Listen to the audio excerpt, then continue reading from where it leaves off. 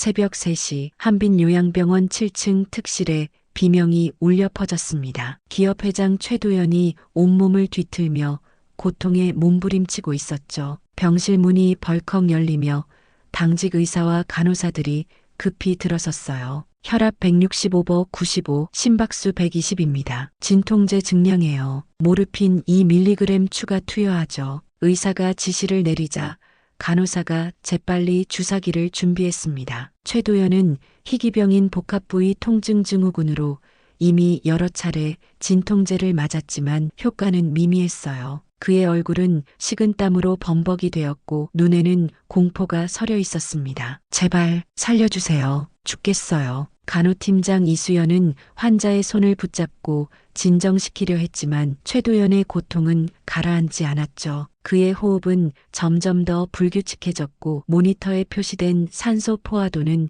계속 떨어지고 있었습니다. 대학병원으로 이송해야 할 것 같은데요. 젊은 의사가 팀장에게 말했어요. 이수연은 고개를 저었습니다. 이 상태로는 이송도 위험해요. 일단 여기서 최대한 안정시켜야 합니다. 그때 병실 문이 조심스럽게 열렸어요. 62세의 여성이 머리를 살짝 내밀었습니다. 간병인 유니폼을 입은 한지혜였죠. 그녀의 눈빛은 차분했으나 상황을 살피는 날카로운 시선이 느껴졌어요. 무슨 일이죠?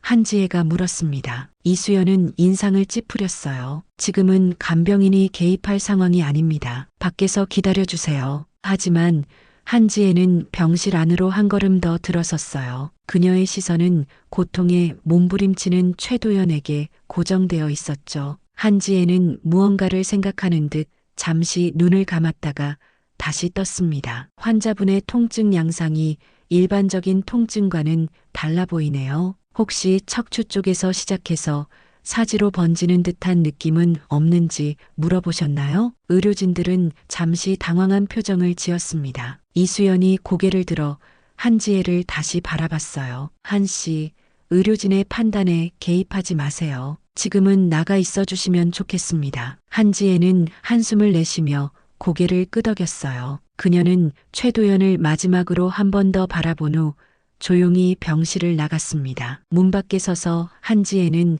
자신의 낡은 가방을 내려다보았죠. 그 안에는 오랫동안 사용하지 않은 무언가가 있었습니다. 병실 안에서는 여전히 최도연의 비명이 이어졌어요. 의사들은 약물 용량을 두고 논쟁하고 있었죠. 모니터의 경고음이 더욱 급박하게 울려 퍼졌습니다. 혈압이 계속 오르고 있어요. 이대로 가다간 뇌출혈이나 심장마비가 올 수도 있습니다. 대학병원 응급팀에 연락해 주세요. 최대한 빨리요. 병원 복도에는 긴장감이 흘렀어요. 한지혜는 벽에 기대어 서서 마음속으로 무언가를 결정하는 듯 했습니다. 그녀의 손은 가방 속 무언가를 꼭 쥐고 있었죠. 시계는 새벽 4시를 가리키고 있었습니다. 병실 안의 상황은 더욱 심각해졌어요. 최도연의 비명은 점점 더 약해지고 있었지만 그것은 상태가 호전된 것이 아니라 체력이 소진되어 가고 있다는 신호였죠. 의료진은 여전히 효과적인 대응책을 찾지 못하고 있었습니다. 한지혜는 복도 의자에 앉아 고민하다가 결국 자신의 가방을 열었어요. 그 안에서 작은 천으로 쌓인 물건을 꺼냈습니다. 천을 조심스럽게 펼치자 반짝이는 침 세트가 나타났죠. 오래되었지만 정성스럽게 관리된 흔적이 역력했습니다. 아버지, 이제는 써야 할 때인 것 같아요. 한지혜는 중얼거리며 침들을 살펴보았어요. 그녀의 눈에는 결의가 차올랐습니다. 병실에서 다시 의료진들의 다급한 목소리가 들려왔죠. 산소 포화도 85%로 떨어졌습니다. 환자분, 의식이 점점 흐려지고 있어요. 한지혜는 침 세트를 손에 꼭 쥐고 일어섰습니다. 그녀는 잠시 망설이다가 병실 문을 조용히 열고 들어갔어요. 의료진은 모두 최도연에게 집중하고 있어서 처음에는 한지혜의 등장을 알아차리지 못했죠. 제가 도울 수 있을 것 같습니다. 조용하지만 단호한 목소리에 이수연이 고개를 돌렸어요. 그녀의 눈이 한지혜의 손에 들린 침 세트를 발견하고 커졌습니다. 무슨 짓을 하시려는 거죠? 당장 나가세요. 이수연이 강하게 말했지만 한지혜는 물러서지 않았어요. 그녀는 침착하게 대답했습니다. 5분만 시간을 주세요. 환자에게 도움이 될 수 있습니다. 젊은 의사가 한지혜와 이수연 사이에 끼어들었죠. 지금은 어떤 무면허 치료도 위험합니다. 법적 책임도 있어요. 한지혜의 표정은 변함없이 담담했습니다. 지금 환자는 시간이 없어요. 이대로 가다간 말을 끝내기도 전에 모니터에서 경고음이 울렸어요. 최도연의 상태가 더욱 악화되고 있었습니다. 의료진이 다시 분주히 움직이기 시작했죠. 한지혜는 이 순간을 놓치지 않았어요. 그녀는 신속하게 최도연의 침대 옆으로 다가갔습니다. 숙련된 손길로 환자의 맥을 짚었죠. 이것은 단순한 통증 증후군이 아닙니다. 경락이 막혀 있어요. 이수연이 그녀를 저지하려 했지만 젊은 의사가 잠시 망설이다 손을 들어 막았습니다. 잠깐, 어차피 약물로는 효과가 없었어요. 이대로라면 환자는. 이수연은 대답하지 않았어요. 그녀의 표정에서 고민이 읽혔습니다. 최도연의 상태는 계속해서 악화되고 있었죠. 한지혜는 침 세트에서 몇 개의 침을 선택했어요. 그녀의 손동작은 예상외로 정확하고 능숙했습니다. 한지혜는 최도연의 손목과 발목 그리고 목 부근에 침을 놓기 시작했죠. 이건 위법입니다. 이수연이 마지막으로 항의했어요. 한지혜는 고개를 들어 그녀를 바라봤습니다. 저는 그저 생명을 살리려 하는 것뿐입니다. 모든 책임은 제가 지겠어요. 그녀의 목소리에는 흔들림이 없었죠. 의료진들은 침묵 속에서 한지혜의 행동을 지켜보았습니다. 최도연의 몸에는 이제 10개의 침이 정확한 위치에 놓여 있었어요. 한지혜는 마지막 침을 들어 올렸습니다. 이 마지막 침은 백회열이라는 곳입니다. 이곳을 자극하면 전신의 기혈이 순환하게 됩니다. 한지혜가 최도연의 정수리에 마지막 침을 놓았을 때 병실은 완전한 침묵에 휩싸였어요. 모든 시선이 최도연과 모니터에 고정되어 있었습니다. 시간이 멈춘 듯한 침묵이 병실을 감쌌습니다. 모니터의 경고음만이 간헐적으로 공간을 채웠어요. 한지혜는 최도연의 침대 옆에 조용히 서서 놓인 침들을 미세하게 조정했습니다. 그녀의 손가락 끝에서는 오랜 경험에서 비롯된 안정감이 느껴졌죠. 이제 잠시 기다려야 해요. 한지혜가 부드럽게 말했습니다. 의료진은 여전히 의심의 눈초리로 지켜보고 있었어요. 이수연은 팔짱을 낀 채 시계를 바라보며 초조함을 감추지 못했죠. 그때 변화가 시작되었습니다. 모니터의 숫자들이 조금씩 변하기 시작했어요. 심박수가 120에서 천천히 내려가더니 110, 190으로 안정되었습니다. 산소 포화도도 85에서 88, 90, 93으로 올라갔죠. 일시적인 현상일 수 있습니다. 이수연이 말했지만 그녀의 목소리에도 의심이 묻어났어요. 최도연의 얼굴에 변화가 나타났습니다. 고통으로 일그러졌던 표정이 조금씩 풀어지고 있었어요. 그의 호흡도 깊고 규칙적으로 바뀌었죠. 젊은 의사는 놀란 표정으로 모니터를 확인했습니다. 혈압이 정상 범위로 돌아오고 있어요. 이건 말을 끝맺지 못한 채 의사는 한지혜를 바라봤어요. 그녀는 묵묵히 최도연의 맥을 다시 짚고 있었습니다. 한지혜의 눈에서는 안도감이 느껴졌죠. 기혈의 흐름이 회복되고 있어요. 하지만 아직 완전히 치료된 것은 아닙니다. 이후에도 꾸준한 관리가 필요해요. 최도연이 천천히 눈을 떴습니다. 그의 눈동자는 혼란스러웠지만 이전의 고통은 사라진 듯 했어요. 그는 어렵게 목소리를 내었습니다. 숨이 쉬어집니다. 통증이 줄었어요. 병실에 있던 모든 사람들이 놀란 표정을 지었죠. 몇 분 전만 해도 죽음의 문턱에 있던 환자가 말을 하고 있었으니까요. 한지혜는 미소를 지으며 최도연의 어깨에 손을 얹었습니다. 이제 괜찮을 거예요. 천천히 깊게 숨을 쉬세요. 최도연은 한지혜의 지시에 따라 호흡을 조절했어요. 그의 얼굴에 평온함이 찾아왔습니다. 젊은 의사는 그제야 자신의 놀라움을 숨기지 못하고 한지혜에게 다가섰죠. 이건 정말 놀라운데요. 어떻게 이런 일이 가능한 건가요? 당신은 누구십니까? 한지혜는 침착하게 대답했어요. 저는 그저 간병인입니다. 그러나 그녀의 눈빛은 그 말과는 달랐습니다. 오랜 세월 숨겨왔던 비밀이 그 안에 담겨 있었죠. 한지혜는 조용히 침들을 하나씩 제거하기 시작했어요. 그녀의 손길은 정확하고 부드러웠습니다. 이제 30분 정도 안정을 취하게 해주세요. 그리고 따뜻한 물을 마시게 하는 것이 좋습니다. 이수연은 여전히 혼란스러운 표정이었지만 더 이상 반대하지 않았어요.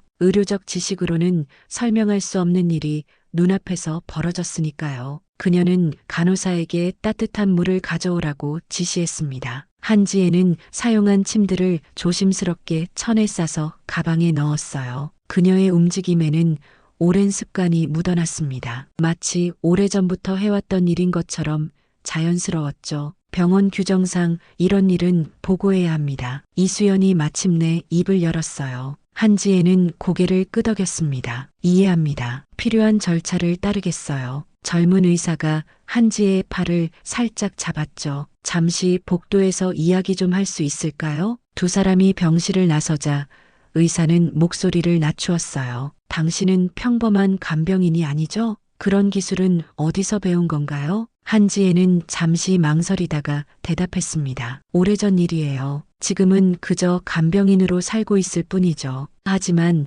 당신은 방금 우리가 구하지 못한 환자의 생명을 구했어요. 이건 단순한 우연이 아닙니다. 한지혜의 눈에 슬픔이 스쳤어요. 때로는 과거의 일들이 의도치 않게 우리를 찾아오기도 하는 법이죠. 그녀의 말에는 깊은 사연이 담겨 있었습니다. 젊은 의사는 더 묻고 싶었지만 한지의 표정에서 더 이상의 대화를 원치 않는다는 것을 느꼈어요. 그는 고개를 끄덕이며 한 걸음 물러섰습니다. 오늘 밤의 일은 반드시 보고해야 합니다. 하지만 당신이 한 일에 대해 감사드려요. 한지혜는 미소로 대답했어요. 그녀는 복도 창가로 걸어가 어둠이 걷히기 시작하는 새벽 하늘을 바라보았습니다. 18회 전 그녀가 모든 것을 뒤로하고 남쪽으로 온 그날의 새벽도 이렇게 어둠이 걷히고 있었죠. 아침이 밝아오고 있었습니다. 한빈 요양병원의 일과가 시작되면서 복도는 점점 분주해졌어요. 한지혜는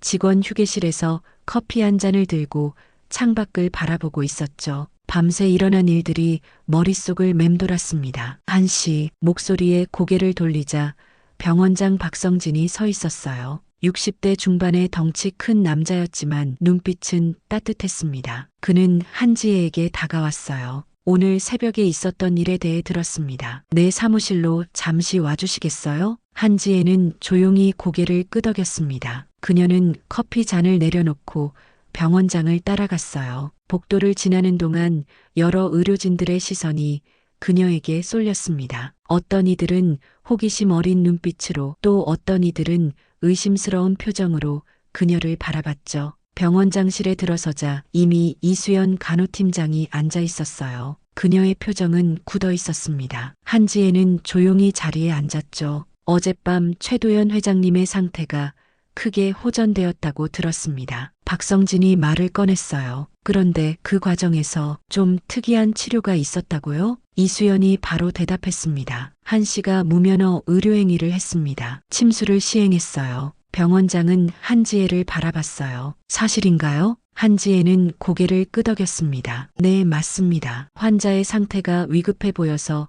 도움을 드리고 싶었어요. 하지만 이건 명백한 무면허 의료행위입니다. 이수연이 강조했어요. 병원에 법적 문제가 생길 수 있어요. 박성진은 손을 들어 이수연의 말을 잠시 멈추게 했습니다. 그의 시선은 한지혜에게 고정되어 있었어요. 침수를 어디서 배우셨나요? 한지혜는 잠시 망설였습니다. 오랫동안 누구에게도 말하지 않았던 이야기였으니까요. 그녀는 깊은 숨을 들이마시고 입을 열었어요. 제 아버지에게서 배웠습니다. 북에서. 아버지는 유명한 침술사였어요. 박성진의 눈이 커졌습니다. 이수연도 놀란 표정을 감추지 못했죠. 한지혜는 계속해서 말을 이어갔어요. 어렸을 때부터 아버지 옆에서 의술을 배웠습니다. 특히 침술에 관해서는. 그녀의 목소리가 잠시 떨렸어요. 오래된 기억들이 물밀듯이 밀려왔습니다. 18회 전 저는 딸과 함께 탈북했어요. 남편은 이미 세상을 떠났고 딸의 미래를 위해 결심했죠. 하지만 과정에서 딸과 헤어지게 되었습니다. 병원장과 이수연은 침묵 속에서 그녀의 이야기를 들었어요. 한지혜의 눈에는 눈물이 맺혔지만 그녀는 꿋꿋하게 말을 이어갔습니다. 이곳에서는 의사가 될 수 없었어요. 북에서의 경력도 인정받지 못했습니다. 그래서 간병인으로 새 삶을 시작했죠. 어젯밤은 오랜만에 제 본래 모습으로 돌아간 느낌이었어요. 박성진은 깊은 생각에 잠긴 듯 했습니다. 그가 마침내 입을 열었어요. 최 회장님은 오늘 아침에 전화를 하셨습니다. 자신을 구해준 기적의 손을 가진 사람에 대해 묻더군요. 한지혜는 아무 말도 하지 않았어요. 박성진은 책상 서랍에서 서류 하나를 꺼냈습니다. 병원 규정상 무면허 의료행위는 엄중히 다루어야 합니다만 이수연이 끼어들었어요. 지금 이 상황을 그냥 넘어가실 건가요? 이건 명백한 규정 위반입니다. 박성진은 고개를 저었습니다. 이수연 팀장, 우리는 생명을 살리는 일을 하는 사람들입니다. 때로는 규정보다 중요한 것이 있어요. 이수연은 불만스러운 표정이었지만 더 말하지 않았죠. 박성진은 다시 한지혜를 바라봤습니다. 한씨, 우리 병원에는 대체의학과가 있습니다. 아직 작은 규모지만 전통의학 상담사 자리가 있어요. 관심 있으신가요? 한지혜의 눈이 커졌어요. 그녀는 믿을 수 없다는 표정이었습니다. 하지만 제게는 자격증이 없어요. 어떻게? 자격은 곧 갖추면 됩니다. 최 회장님께서 후원하고 싶다고 하셨어요. 당신의 실력을 높이 평가하셨죠. 한지혜의 눈에서 눈물이 흘러내렸습니다. 오랫동안 억눌러왔던 감정들이 한꺼번에 터져나왔어요. 그녀는 손으로 눈물을 훔치며 고개를 끄덕였습니다. 감사합니다. 정말 감사합니다. 바로 그때 병원장실 문이 갑자기 열렸어요. 한지혜의 등 뒤에서 가쁜 숨소리가 들렸습니다. 어머니, 한지혜는 그 목소리에 몸이 굳었어요. 천천히 고개를 돌리자 36살쯤 되어 보이는 여성이 서 있었습니다. 그녀의 얼굴에는 눈물이 가득했죠. 서연아, 시간이 멈춘 듯 했어요. 18회 전에 헤어진 모녀가 마주보고 있었습니다. 두 사람 사이에는 말로 표현할 수 없는 감정이 흘렀죠. 병원장실은 갑작스러운 침묵에 휩싸였습니다. 한지혜와 박서연 모녀는 서로를 바라보며 말을 잇지 못했어요. 18회의 세월이 두 사람 사이에 깊은 강처럼 흐르고 있었죠. 박성진과 이수연은 서둘러 자리에서 일어났습니다. 잠시 밖에 있겠습니다. 병원장이 말하며 이수연과 함께 조용히 방을 나갔어요. 문이 닫히자 한지혜가 먼저 입을 열었습니다. 서연아, 정말 너구나. 박서연은 천천히 어머니에게 다가갔어요. 그녀의 눈에는 믿기지 않는다는 표정이 서려 있었습니다. 어젯밤에 최도연 회장님을 치료한 간병인이 북에서 온 여성이라는 이야기를 들었어요. 그때 직감이 왔죠. 혹시 어머니가 아닐까 하고요. 한지혜의 손이 떨렸어요. 그녀는 딸의 얼굴을 조심스럽게 손으로 쓸어보았습니다. 눈물이 그녀의 볼을 타고 흘러내렸죠. 내가 널 찾으려고 얼마나 노력했는지. 하지만 국경에서 헤어진 후로 소식이 끊겼어. 내가 무사히 건넜는지조차 알 수 없었단다. 박서연이 어머니의 손을 꼭 잡았어요. 저는 한국에 와서 좋은 분들을 만났어요. 그분들이 저를 입양해 키워주셨죠. 박씨 성을 받게 된 이유이기도 해요. 어머니를 찾으려고 많은 노력을 했지만 두 사람은 말없이 서로를 껴안았습니다. 오랜 세월의 그리움이 뜨거운 눈물로 녹아내렸어요. 어머니, 왜 연락하지 않으셨어요? 어떻게 지내셨어요? 한지혜는 딸의 눈을 바라보며 대답했습니다. 처음 이곳에 왔을 때는 너무 무서웠단다. 북에서의 정체가 드러날까 두려웠지. 그래서 이름도 바꾸고 의사였던 과거도 숨겼어. 간병인으로 일하며 너를 찾았지만 시간이 지날수록 희망이 사라져갔단다. 박서연은 천천히 고개를 끄덕였어요. 그녀는 어머니의 얼굴을 자세히 살폈습니다. 세월의 흔적이 깊게 패인 주름, 그러나 여전히 강인함이 느껴지는 눈빛이었죠. 어머니, 저는 의사가 되었어요. 어머니처럼요. 한지혜의 눈이 커졌습니다. 정말이니? 어떤 의사? 신경외과요. 하지만 최근에는 통증의학에 관심을 갖게 되었어요. 어쩌면 어머니의 피를 물려받은 걸지도 모르겠네요. 한지혜는 딸을 자랑스럽게 바라봤어요. 그녀의 가슴에는 말로 표현할 수 없는 감정들이 차올랐습니다. 어머니, 어젯밤 최도연 회장님을 어떻게 치료하셨는지 들었어요. 복합부위 통증 증후군은 현대의학으로도 치료가 어려운 질환이에요. 어머니가 어떤 방법을 쓰셨는지 정말 궁금해요. 한지혜는 잠시 생각에 잠겼다가 대답했습니다. 그건 내 할아버지가 내게 가르쳐 주신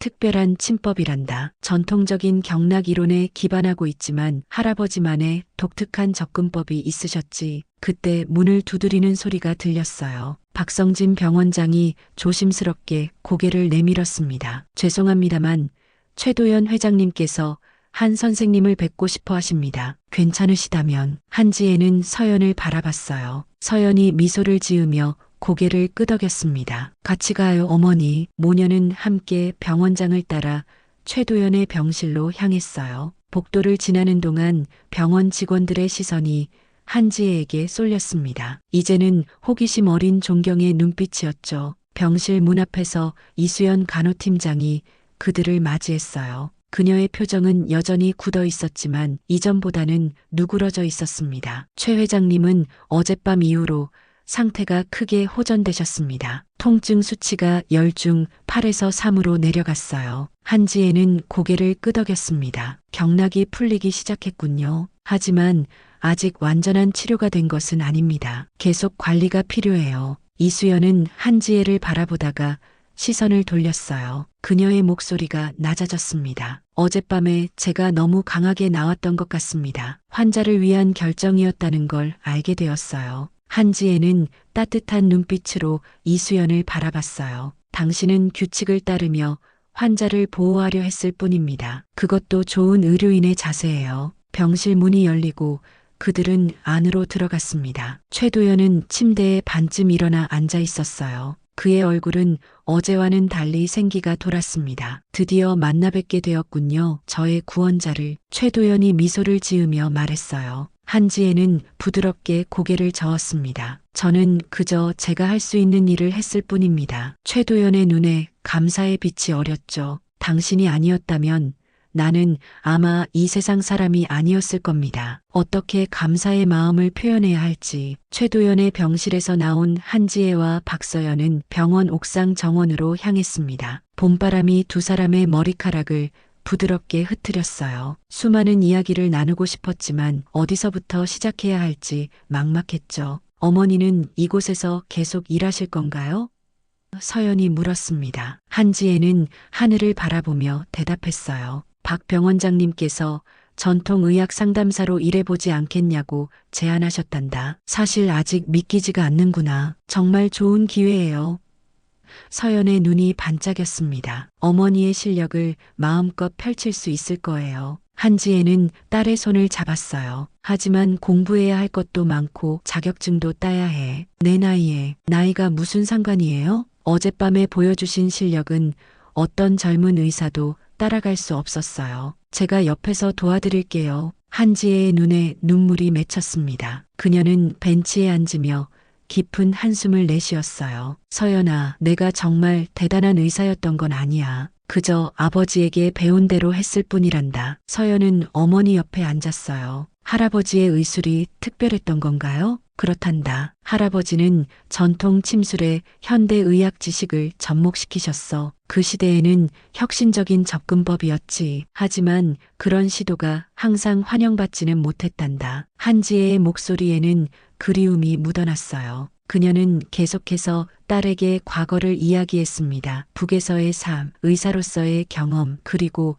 탈북을 결심했던 순간까지. 서연은 묵묵히 어머니의 이야기를 들었죠. 어머니, 제가 할아버지의 의술을 배울 수 있을까요? 한지혜는 놀란 눈으로 딸을 바라봤어요. 너는 이미 훌륭한 의사잖니. 굳이 오래된 방식을. 현대의학과 전통의학의 결합이야말로 진정한 치유의 길이라고 생각해요. 서연의 목소리에는 확신이 담겨 있었습니다. 최근 제 환자들 중에도 현대의학의 한계를 느끼는 경우가 많았어요. 어머니와 함께 연구하고 싶어요. 한지혜의 얼굴에 따뜻한 미소가 번졌어요. 그녀는 딸의 손을 꼭 잡았습니다. 그럼 우리 함께 해보자. 그때 옥상 문이 열리고 박성진 병원장이 나타났어요. 그는 두 사람에게 다가와 자리에 합류했습니다. 좋은 소식이 있습니다. 최도연 회장님께서 우리 병원에 한의학센터 설립을 지원하기로 하셨어요. 한 선생님을 중심으로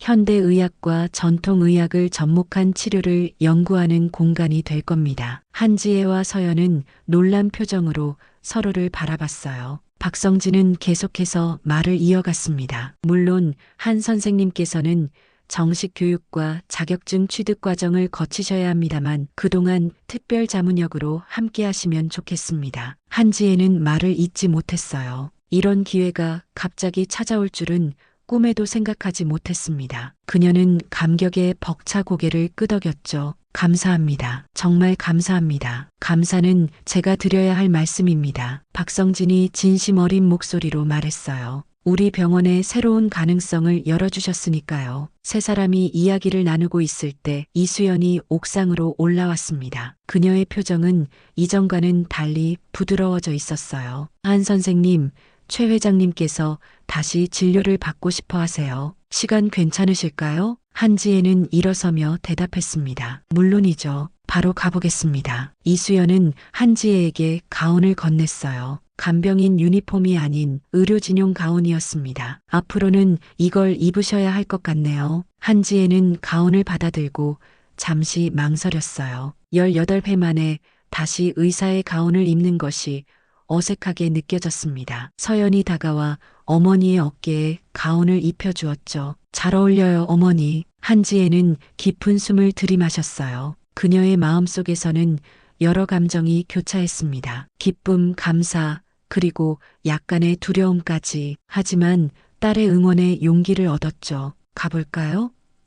한지혜가 미소를 지으며 말했습니다. 모녀는 함께 최도연의 병실로 향했어요. 병원 복도를 걸으면서 한지혜는 자신의 새로운 모습을 서서히 받아들이고 있었습니다. 더 이상 그림자 속에 숨어 있는 간병인이 아닌 당당한 의료인으로서의 정체성을 되찾는 순간이었죠. 병실에 들어서자 최도연이 밝은 표정으로 그들을 맞이했어요. 그의 눈은 한지혜의 가운에 머물렀습니다. 드디어 제자리를 찾으신 것 같군요. 선생님. 한지혜는 고개를 끄덕였어요. 네.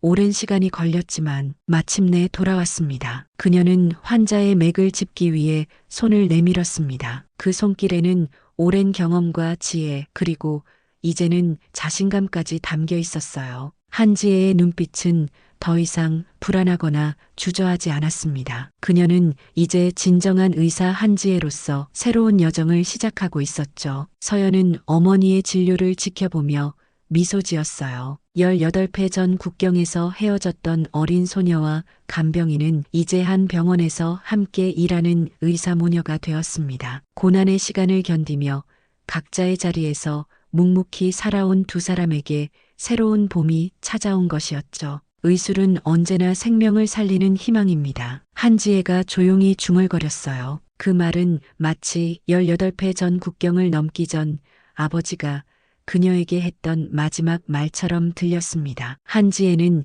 이제 그 가르침을 다시 한번 실천하며 진정한 의사로서의 삶을 되찾게 되었어요. 1년이 지난 한빛요양병원의 새 건물 앞, 현대식 외관과 한옥의 미를 접목한 한빛 통합의학센터의 개원식이 열리고 있었습니다. 한지혜는 단상 위에서 떨리는 마음으로 개원 연설을 마쳤어요. 청중석에서는 박서연이 엄마를 향해 뜨거운 박수를 보냈죠. 어머니, 정말 자랑스러워요. 행사가 끝난 후 서연이 한지혜를 꼭 안아주었습니다. 한지혜는 이제 한국 내 공식 한의사 자격증을 취득했고 새로운 센터의 수장이 되었어요. 그녀의 특별한 침술은 지혜침법이라는 이름으로 의료계에 알려지기 시작했습니다. 복합부위 통증 증후군을 비롯한 난치성 통증 질환에 놀라운 효과를 보였죠. 센터 한쪽에는 한지혜의 아버지가 북에서 쓰셨던 의학 서적을 번역한 책들이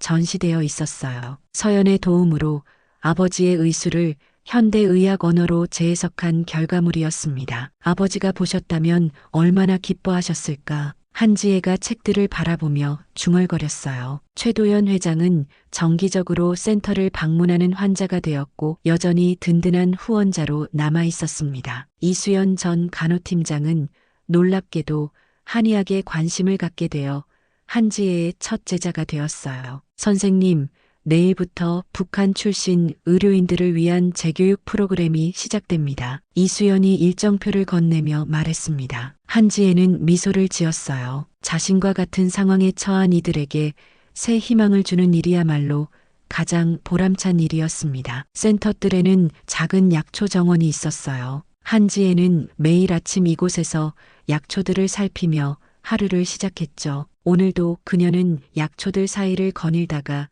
문득 하늘을 올려다봤습니다. 간병인에서 의사로 참 긴 여정이었네요. 그때 서연이 다가와 어머니의 손을 잡았어요. 어머니, 사실 어머니는 늘 의사였어요. 단지 잠시 길을 잃었을 뿐이죠. 두 사람은 약초 향기 가득한 정원에 서서 새로운 하루의 시작을 맞이했습니다. 한지혜의 손에는 더 이상 간병인의 수건이 아닌 환자를 치료할 침이 들려 있었어요. 그 손길이 닿는 곳마다 치유의 기적이 일어났고 그녀가 걸어온 고난의 길은 이제 많은 이들에게 희망의 길이 되고 있었습니다. 의술은 언제나 생명을 살리는 희망이다. 한지혜의 진료실 벽에 걸린 아버지의 글귀가 아침 햇살에 빛났어요. 그 말은 이제 한지혜의 삶 그 자체가 되었습니다. 어느 봄날 센터 정원에서 한지혜는 젊은 탈북 의사들을 가르치고 있었습니다. 그녀의 침수를 배우기 위해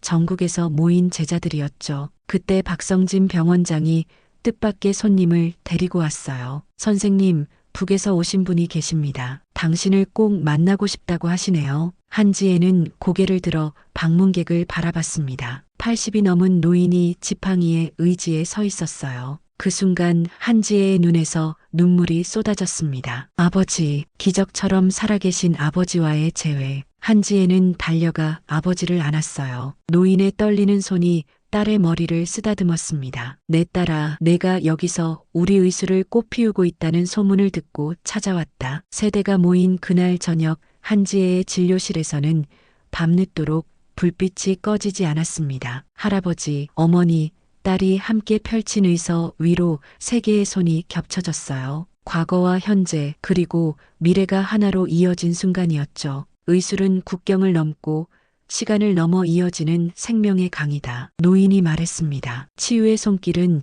이제 더 많은 곳으로 뻗어나갈 준비가 되어 있었어요. 그날 밤 세 세대가 나눈 이야기는 한빛 통합의학센터의 새로운 시작이 되었습니다. 할아버지의 수십 년 경험, 한지혜의 두세 개를 잇는 지혜, 서연의 현대의학 지식이 하나로 어우러져 3대 명침법이라는 새로운 치료 체계가 탄생했어요. 1년 후 한지혜의 이야기는 다큐멘터리로 제작되어 전 세계에 알려졌습니다. 국경을 넘어 생명을 살리는 의술의 여정은 많은 이들에게 감동과 희망을 주었죠. 어느 날 한지혜는 센터 뒤뜰 정원 한편에 작은 비석을 세웠습니다. 거기에는 단 한 줄이 새겨져 있었어요. 진정한 치유는 손에서 시작해 마음으로 완성된다. 시간이 흘러 한지혜의 머리카락이 하얗게 변할 때까지 그녀의 치유의 손길은 멈추지 않았습니다. 한때 간병인으로 그림자처럼 살았던 여인은 이제 많은 이들의 삶의 빛이 되었어요. 그녀가 닿은 모든 영혼의 희망의 씨앗이 심어졌고 그 씨앗들은 다시 새로운 치유의 숲을 이루어갔습니다. 이것이 한지혜, 간병인에서 의사로 그리고 마침내 스승이 되어 세상을 밝힌 한 여인의 완성된 이야기입니다.